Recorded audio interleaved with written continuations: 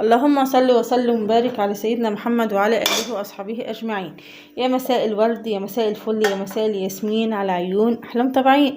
ازيكم حبايبي؟ وحشتوني جدا جدا جدا، ربنا يديمكم نعمة في حياتي. هعمل لكم بقى النهارده حته غديوه جميله جدا جدا، يمكن قليل مننا اللي بيعملوها او ما يعرفوهاش. هي شبيهه لصينيه البطاطس. ما تنسيناش بقى يا حلوه انت وهي في اللايكات والاشتراكات وانضمامكم ليا القناه، ربنا يديمكم نعمه في حياتي. وتعالى اقولك احنا هنعمله غدا النهارده. بصوا بقى يا حبايبي، احنا هنعمله غدانا النهارده. صلوا على النبي الاول. هنعمله صينيه كوسه بالبطاطس. يمكن قليل خالص او بعض الناس ما بتعملهاش قد كده، فبجد الكوسة بتبقى جميلة جدا جدا ومغذية، وفيها كل الحديد والفيتامينات اللي بيحتاجها طفلك او لجسمك او لجسم اطفالك، بتبقى جميلة جدا. فجربوا الصينية دي وعمركم ما هتندبوا من حياة هند ببساطة. بصوا بقى نعمله ايه. صلوا على النبي. عندنا كوسة انا مقطعاها حلقات، عايزه تقطعها مكعبات زي انت ما تحبي، وبطاطس برضو مكعبات. وعندي فراخ، اخيرا جبنا فراخ يا ولاد، الفراخ رخصت الحمد لله. هنعمله اول حاجه ايه. عندي هنا 3 بصلات اهو، 3 بصلات مع ايه، مع توم مفروم. ما عندكيش توم مفروم هاتي توم وقطعيه ايه خرط صغير. الاول هقطع بصلايه مكعبات صغيره زي ما انتوا شايفين كده يا احلى متابعين. تقعدي ساكته انت وهي، صلي على النبي وشجعيني دايما، وخلي القناه تتفاعل بيكم، ربنا يديمكم نعمه في حياتي. هقطعها كده مكعبات صغيره او على حسب التقطيع اللي انت حباها قطعيها.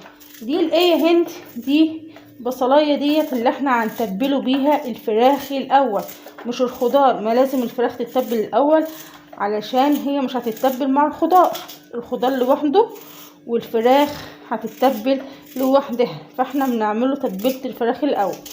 صلوا على النبي كده.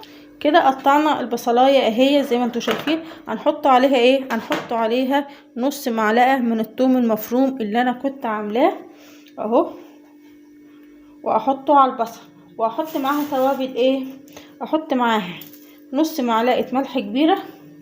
انا مش هكتر في البهارات بتاعتنا، ونص معلقه ملح بس. احتاج الملح والفلفل النهارده بس، مع ورقتين من ورق الرورة، وادعكهم كله في قلب ببعضه زي ما انتوا شايفين كده. وهنزل عليهم بحب الصلصه، يعني دول يجوا طماطمتين ضربتهم في الخلاط. احط عليهم حبه كده في البصل والثوم اللي انا بدعكهم، وادعك برضو كله مع بعضه، بحيث ان كله ياخد من طعم الفلفل والملح وورق الرورة اللي انا عاملاه. خلاص لحد هنا، خلاص لحد هنا كلها سهلة وبسيطة مفيهاش اي صعوبة. كده كله اتدعك مع بعضه. هاجي هنزل عليها بالفراخ. طبعا الفراخ بتاعتنا انا كنت غسلاها وشطفاها ومخليها فل شمعة منورة، وفتحاها من تحت الجلد. شوف الفتحة اللي من تحت الجلد ليه يا هند فتحاها كده من تحت الجلد؟ علشان الخضار اللي احنا عاملينه، التتبيلة اللي احنا عاملينها للفراخ تشرب منها الفراخ جوه اللحم. معلش اعذرونا عندي برد. جوه اللحم كله، وتبقى ريحة الفراخ جميلة زي ما انتوا شايفين كده. حط عليها كده، تبليها بقى من تحت لفوق زي ما انتوا شايفين كده، ودخلي البصل جوه الجلد. بصوا شايفين، دخلي البصل جوه الجلد. كل الفرخة هتتبليها بالمنظر اللي انت شايفاه ده، بجد بتبقى طعمها تحفة في التتبيلة اللي انت عاملاها، ميبقاش ريحتها زفارة ولكنك جايباها مشوية من بره اهي زي ما انتوا شايفين كده يا حبايبي. دعكي بالتتبيلة كده الفراخ كده بالتتبيلة اللي انت عاملاها اهي. بصوا بقى حبايبي، بعد ما خلصنا تتبيلة الفراخ زي ما انتوا شايفين كده، الصينية هياها ماشي. هنعمل هنتبل بقى الخضار. هجيب كده بصلتين وسط زي ما انتوا شايفين كده، وهقطعهم برضو اي تقطيعة انت حباها، مكعبات، حلقات، اجنحة عصافير، زي ما انت عايزة على حسب التقطيع اللي انت عايزاه.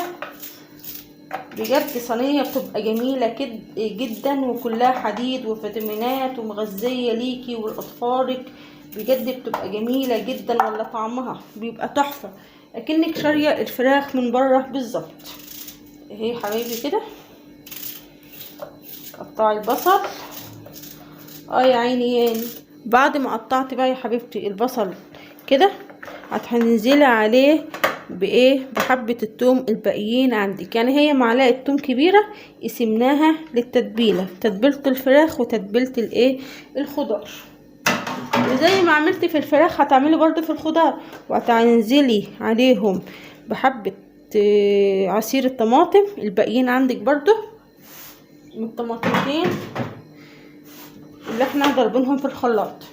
وهتاخدي برضو نص معلقة من الفلفل الاسمر، ونص معلقة من الملح. احنا كده قسمنا المعلقة لتتبيلة الايه؟ الفراخ وتتبيلة الخضار. وبرضو ورقتين من ورق اللورة، ودعاكي كله كده مع ايه؟ مع بعض، بحيث ان كله يشرب من ايه؟ من التوابل. صلي على النبي. وما تقعديش ساكته انت وهي. ربنا يديمكم نعمه في حياتي على متابعتكم ليا ومشاهدتكم، ويا رب القناه تتفاعل بيكم دايما. امين يا رب العالمين.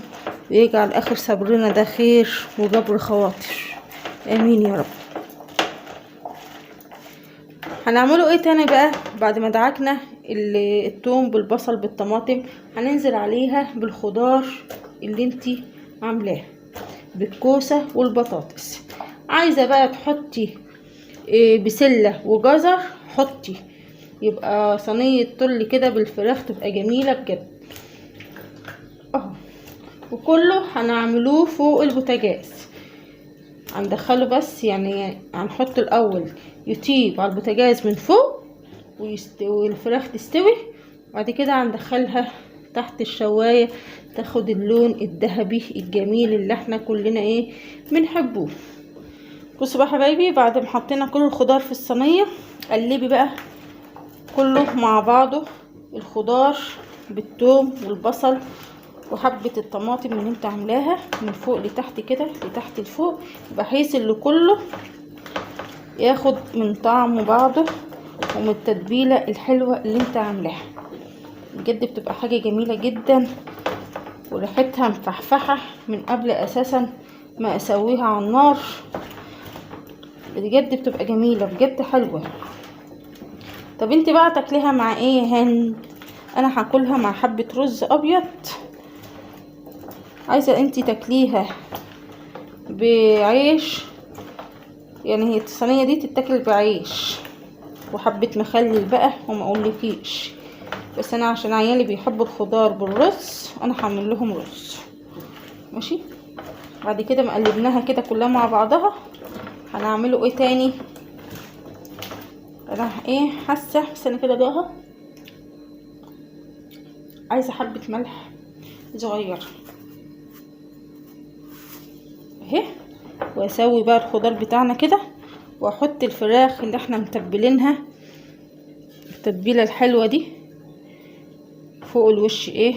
الصينيه كده زي ما انتوا شايفين كده. كلها سهله وبسيطه، واي حد مبتدئ يعرف يعملها. ادي الفرخه اهي حطيناها، ونقعد برضو شويه الايه؟ التوابل دول برضو فوق الوش زي ما انتوا شايفين كده اهي.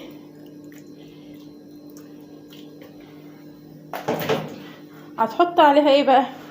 انا عندي قرن شطه هنا صحيح اهو، احطه كده فوق الوش اهو. عايزه تقطعيه انتوا براحتك، عايزه تحطيه كده زي ما انا حطاه حطيه. وايه اقطع عليها طماطمايه واحده بس حلقات رفيعه كده عشان تديها بقى ايه؟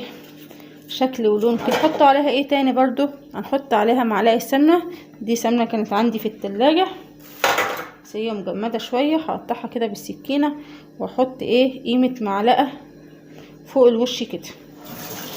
كوباية من المية، نص كوباية مية اهي، عشان لما اجي اعلي عليها النار ما تشطش من تحت وتساعدني على التسوية. يعني نص كوباية المية دي عشان تساعدني على التسوية فقط لا غير. واغطيها بقى بغطا حلة بورق فويل على حسب ما تغطيها، وتحطيها على عين البوتاجاز من فوق. الاول هندوها غلوتين 3 بنار عالية، وبعد كده هنهدي النار عليها ولما تستوي خالص نحطها تحت الشواية يا دوب الفراخ تاخد اللون الذهبي المقرمش الحلو اللي احنا بنشوفوه وبنجيبوه من بره زي المشويات. وبعد كده نطلعوها وتتاكل بألف هنا والشفا. وهعمل معاكم برضو حبة رز برضو ابيض بفلفلين كده يستاهلوا بقك انت وهي. تعالوا بقى يا حبايبي نعملوا حبة رز ابيض مفلفل من اللي قلبك يحبه، وتاكليه مع صينية البطاطس اللي بالكوسة او كوسة بالبطاطس بالفراخ ديت التحفة. زي ما انتوا شايفين اهي حطيتها على النار اهي بتستوي زي ما انتوا شايفينها اهي. انا هنا حطيت معلقة كبيرة من السمنة، معلقة كبيرة من السمنة. وطبعا عندك الرز طبعا انتي غسلاه ومنضفاه من اي حاجة كانت فيه اهو. هتنزلي عليه كده معلقة السمنة الكبيرة اللي عندك وهنحمروه تحمرتين. رز محمر يا هند؟ لا مش رز محمر. شوفي الرز انا هعمله ازاي وبجد بيطلع جميل جدا ومفرفر كده وحلو. بعد ما حطينا الرز كده يا حبايبي هنقلبه بقى تقلبتين كده بالسمنة عشان يبقى جميل وطعمه بجد في الاكل بيبقى تحفة اهو. احنا مش بنحمروه، احنا بس بنخلوه يسخن كله مع بعضه، وبعد كده هننزله عليه المية بتاعتنا ولكنك عاملاه في طاجن او في دستة جوه الفرن. بس انا مش هنعمله بلبن، انا هعمله بمية يسخن بقى كله مع بعضه كده، كله يشرب بقى من السمنة، كله يتغلف كده بالسمنة اللي انت حطاها يبقى طعمه جميل جدا كده يا حبايبي. بعد الرز كده ما سخن مع بعضه هننزل عليه بقى بايه؟ هننزل عليه بحبة المية وحبة الملح بتوعنا الحلوين.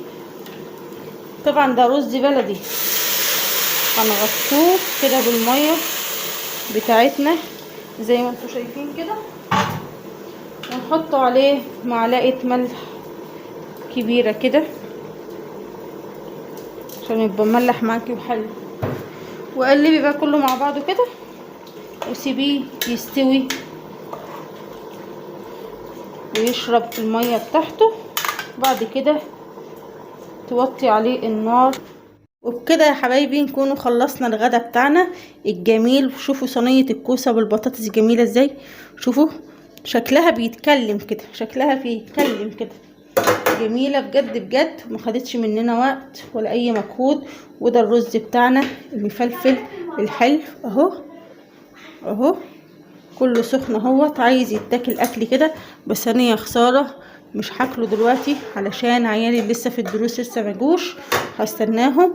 ادي صينيه الكوسه اهي، بصوا البطاطس مهريه، شفتوا الكوسه والبطاطس مهريه اهي، والفراخ برضو اهي بصوا اهي.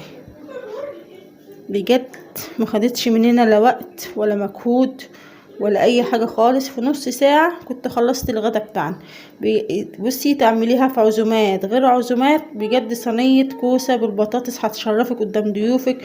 يلا بقى حبايبي قوموا شجعوني بلايكاتكم واشتراكاتكم وانضمامكم للقناة.